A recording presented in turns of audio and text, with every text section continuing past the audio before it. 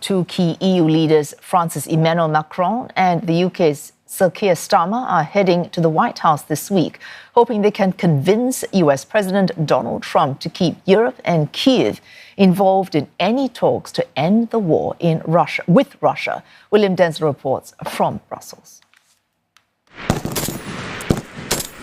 The target is clear: to put Ukraine in as strong a position as possible for when it's time to negotiate. NATO's Operation Interflex has seen more than 50,000 Ukrainian troops trained in the UK since 2022.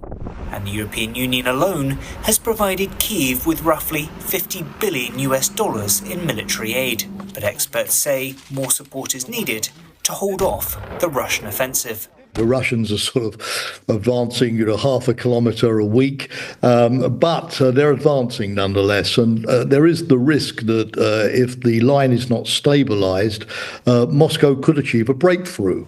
The EU has agreed to a 16th round of sanctions on Moscow. Some lawmakers say it's an important signal amid growing fears that Russia and the US could work on a peace plan without European input. That means that we're steadfast in moving ahead with sanctions and support for Ukraine up until the moment that peace is there, but based, as I said, based on a good peace negotiations with the support of Ukraine and Europe. The US says Europe will be part of what it calls real negotiations, but the relationship is under strain. The Trump administration says Europe isn't contributing enough to its own defence. At a recent NATO meeting, US Defence Secretary Pete Hegseth said Uncle Sam wouldn't be turned into Uncle Sucker. President Trump has called on European allies to spend at least 5% of annual GDP on defence, up from the existing 2% NATO benchmark. European officials say they're committed to supporting Ukraine and stepping up their own defence capabilities.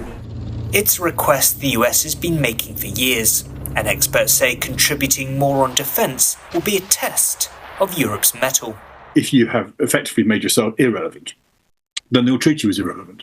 And I think that's the other side of what these things are there. And that's what's missing at the moment. Show your relevance. Show that you can step up to it, or we'll just make a plan without you.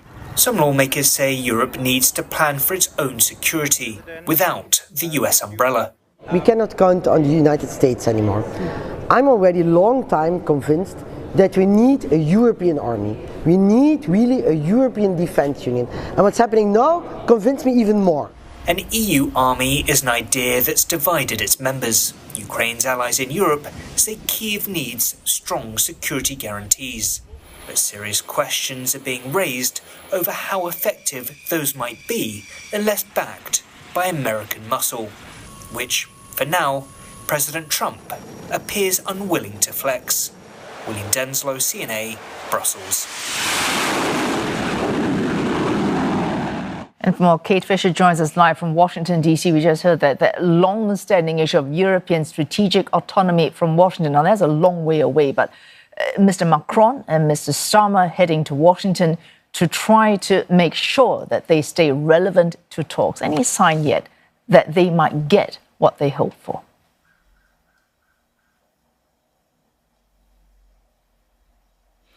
Yeah, that's right. Just a few hours' time, French President Emmanuel Macron will be at the White House, and he will be trying to persuade Donald Trump that it is in the US interest to give Europe a seat at the table, trying to explain to him that Russia poses an existential threat to Europe. And we know that Emmanuel Macron is going to use his personal relationship with Donald Trump. Aside from Hungary's Viktor Orban, he is the European leader who has the best relationship with the US president. He has said last week in an interview on Instagram that he would be appealing directly to Donald Trump's ego and his kind of sense of self as a deal maker.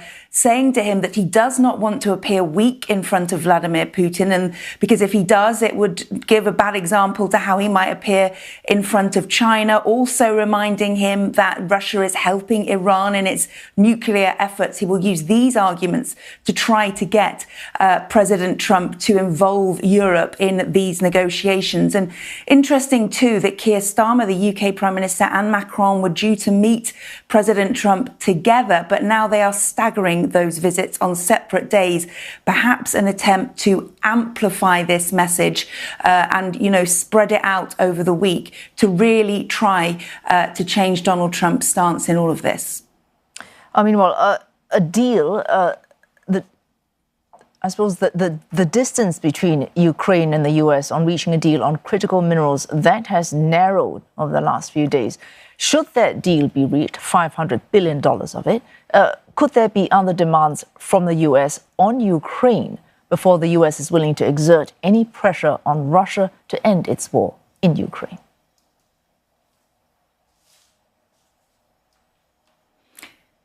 Yeah, I think even though the US is saying this is in its final moments, that President Zelensky of Ukraine perhaps disagrees with that. He gave an interview over the weekend saying, that the US has completely miscalculated how much money it's given to Ukraine, and that if he signed this deal, it would be forcing generations of Ukrainians to continue repaying it. And he says he needs security guarantees if he is to sign this.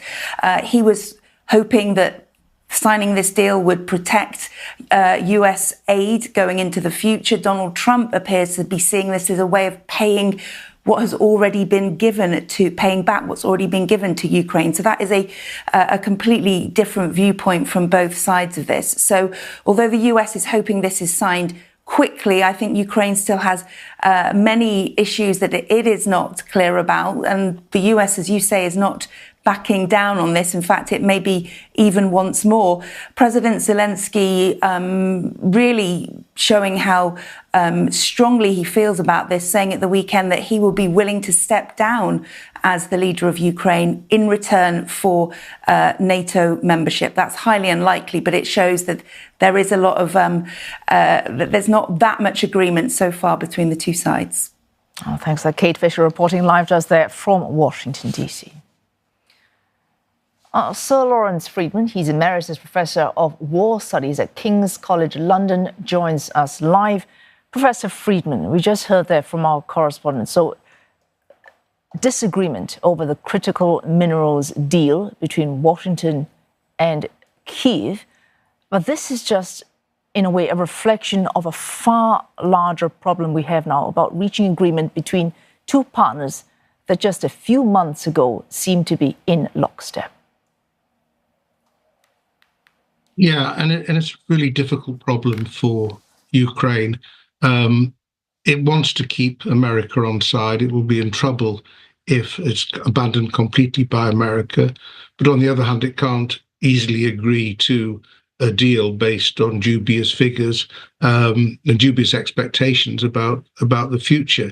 If a deal could be reached on American access to minerals, presumably this could be a good thing because it would give the US a stake in the future security of Ukraine. So I don't think Ukrainian officials are opposed in principle to the idea. They just don't want to be taken, to use a term you saw in relation to America, as suckers. They don't want to be extorted.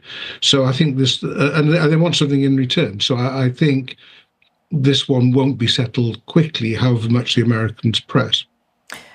What Ukraine has been very explicit about wanting in return is long-term security guarantees. And that may or may not, or should not include membership in NATO. That, of course, will take a long time as well.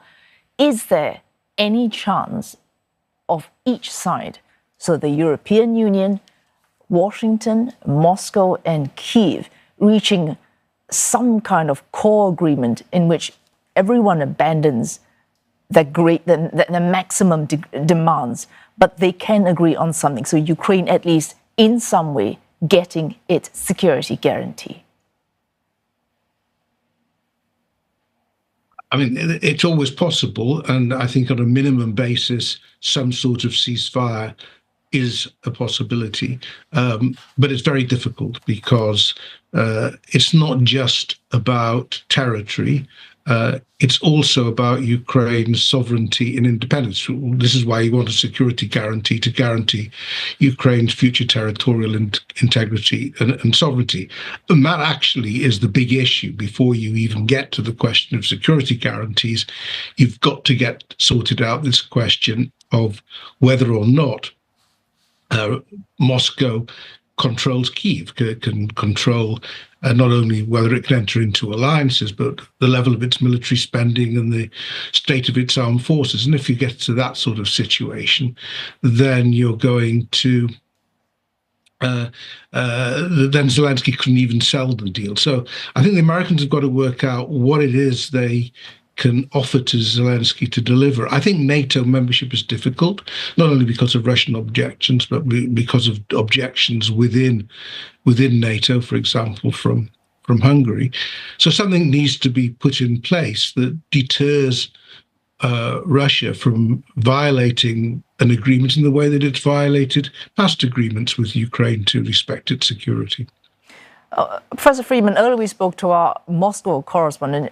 She maintained that the Russian economy was still growing, but I think there's a growing bank of voices suggesting that stagflation is in fact what we've been seeing since late last year in the Russian economy, and this situation cannot continue in perpetuity.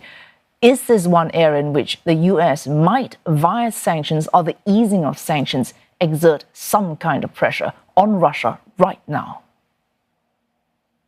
If the Americans wanted to, yes, they can. They can add to the pressure, and I think it is the case that this is a vulnerability that has opened up.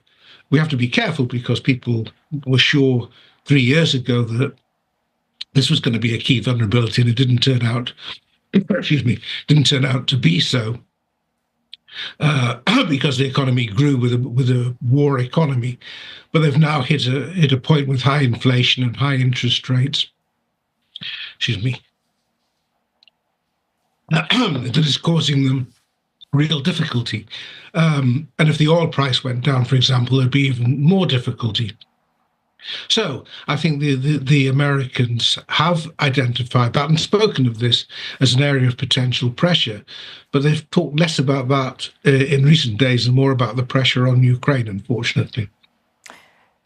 The suggestion that Ukraine needs the US to be on board, Europe needs the US as a backstop.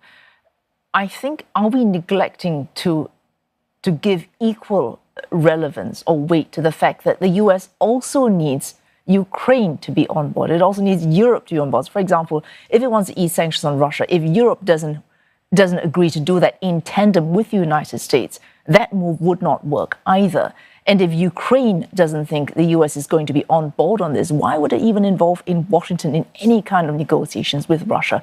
So as much as Ukraine and the EU need the US also needs Ukraine and the EU to stay relevant in these big global talks.